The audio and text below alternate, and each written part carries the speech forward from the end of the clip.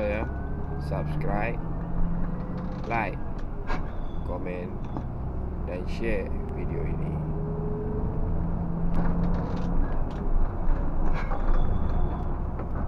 Assalamualaikum, selamat pagi.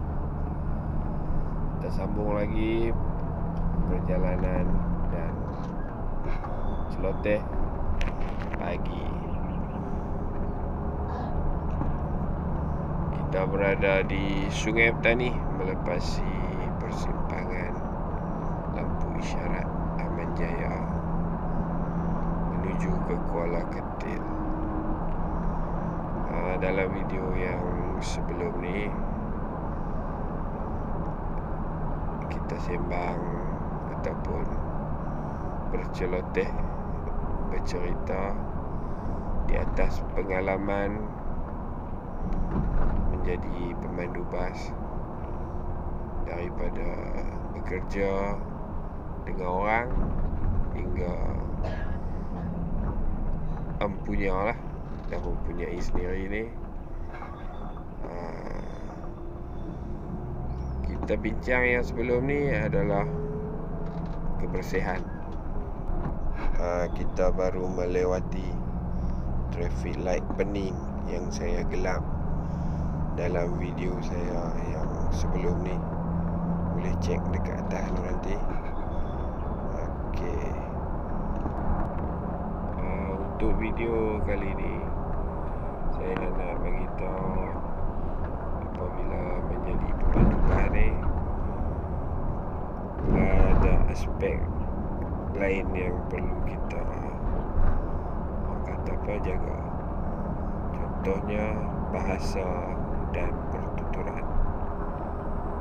Kita bila bawa bas, bila kita berkomunikasi dengan penumpang tu, kita mestilah menjaga bahasa kita tu. Kita tak boleh lah nak tinggi suara, kita tak boleh nak marah-marah kalau kita ada masalah. Contohnya masalah di rumah ke, masalah dengan majikan ke, kita tak boleh lepas dekat penumpang. Sebab penumpang ni tak berdosa. Kecuali lah orang panggil apa, penumpang tu ada masalah dengan kita. Tapi kita tetap juga tak boleh nak tinggikan suara sekadar orang kata apa, menegur. Sepanjang pengalaman saya bawa bas ni pun, saya rasa tak ada lah kes-kes yang sampai asal tahu sangat kot. Buat masalah ni boleh dikatakan boleh orang kata apa, bawa berbincang. Untuk bas sewa khas ni, jenis untuk kita bawa rombongan ataupun charter ni, dia beza sikit. Dia sekurang-kurangnya orang kata apa, bukan sekurang-kurangnya lah, dia boleh dikatakan kurang lah untuk bergaduh. Kalau bergaduh pun bukan bergaduh lah masa muka pun, mungkin sebab-sebab lain lah. Kalau untuk perjalanan, selalunya kita boleh berbincang lah. Kalau saya, daripada pengalaman saya akan tanya. Macam contoh pergi ke lawatan, ada sesetengah grup dia akan serah dekat kita. Contohnya dia akan kata, okey, kita nak pergi Melaka, saya serah kat driver lah, bawa pergi tempat-tempat yang biasa orang pergi. Dari situ kita boleh atok lah. Kita akan atok maknanya yang tak membebankan kita. Kita akan soal, contohnya tidur di mana malam ni. Jadi kita dah tahu dah. Jadi kita atok perjalanan tu menghala ke tempat yang kita nak tuju tu, maknanya satu jalan. Dari situ kita takkan jadi masalah. Okey, yang selalunya Bila jadi masalah bertekak ke ataupun ni, kadang-kadang ketua rombongan dia buat jadual, tapi jadual dia tu lentang bukang. Bila kita bagi pendapat, tak mau dengar ke, ada setengah dia kata tak tahulah kan. Daripada tu pernah juga, tapi kita selesaikan dengan cara yang berhemah lah. Maknanya kita kena bagi penerangan dekat dia.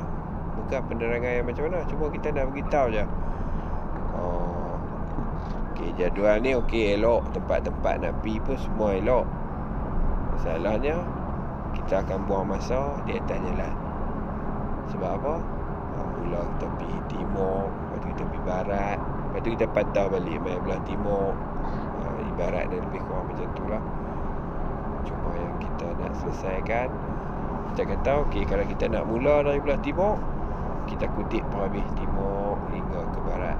Maksudnya kita satu jalan. Jadi kita akan singgah. Janganlah ikut jadual. Benda tu sebenarnya boleh satu jalan, tapi sebab ada perjanjian apa dalam jadual tu tulis tu, kena ikut. Maknanya kita kena langkah dulu tempat yang ketiga. Contoh kita daripada nombor 1, sedangkan kita dah lalu dah tempat yang dalam jadual nombor 3, tapi sebab nombor 2 tu tang lain, kena langkah dia dulu, pergi tang lain, patah balik. Selalunya itulah yang buat driver selalu kalau masa muka pun selalunya lebih kurang kes macam tu je lah. Pasal jadual tu tak ngam, dan bila kita bagi pendapat ataupun kita bagi cadangan tak diterima. Tujuan kita untuk memudahkan. Satu, memudahkan kerja kita. Driver ni dia nak mudah. Siapa pun buat kerja semua nak mudah. Dan dalam mudah, dia nak bagi penumpang pun akan mudah. Jadi masa tu dia takkan buang. Ni kita jadi buang masa, duduk tabah ke hulu, ke hilir. Sedangkan tempat yang kita nak pergi tu, kita dah lintas 2-3 kali. Dah kali pergi juga. Sebab apa? Tak ikut jadual. Jadual ni kita yang buat. Kita boleh bincang. Selalunya lah yang nak jadi tu. Jadi sebagai pemandu ni, kita kena cakap lah secara berhemah dengan leader ataupun ketua rombongan tu. InsyaAllah benda ni boleh diselesaikan.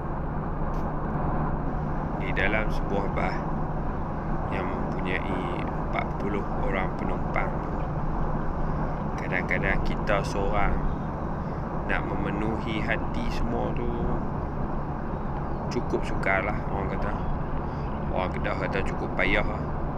Macam mana kita nak menambat hati nak menambat hati 40 orang ni. Kadang-kadangnya orang kata ada juga kadang-kadang dalam 40 tu ada yang tak berpuas hati kan.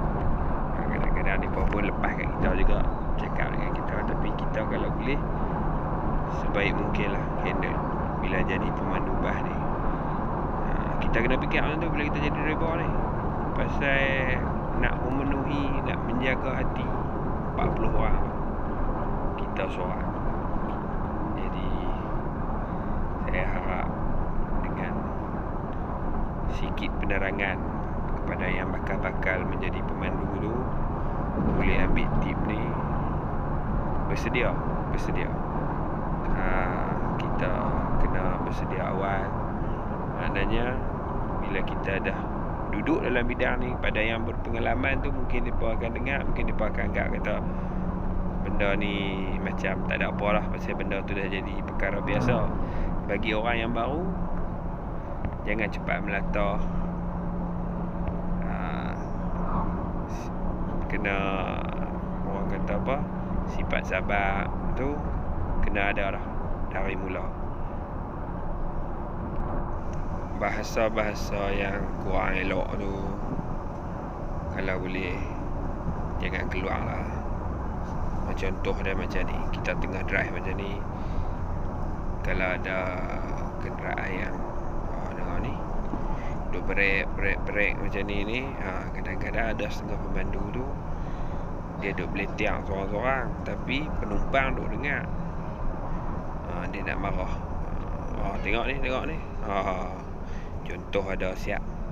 Bila duk brek tu setengah-setengah pemandu dia marah. Ada yang jenis suka tekan horn. Jadi kita kalau boleh diam sajalah. Kalau benda macam ni kita sabar. Kita jarakkan kita punya kenderaan dengan kenderaan depan tu. Sebab tu kita titik beratkan dengan bahasa. Okey, hari ni siap ada teori dan praktikal sekali lah. Okey, kita sambung lagi nanti di video yang akan datang. Saya harap dia akan jadi panduan kepada bakal-bakal pemandu yang meminati bidang pengangkutan awam ni. Okey, tunggu untuk video seterusnya nanti.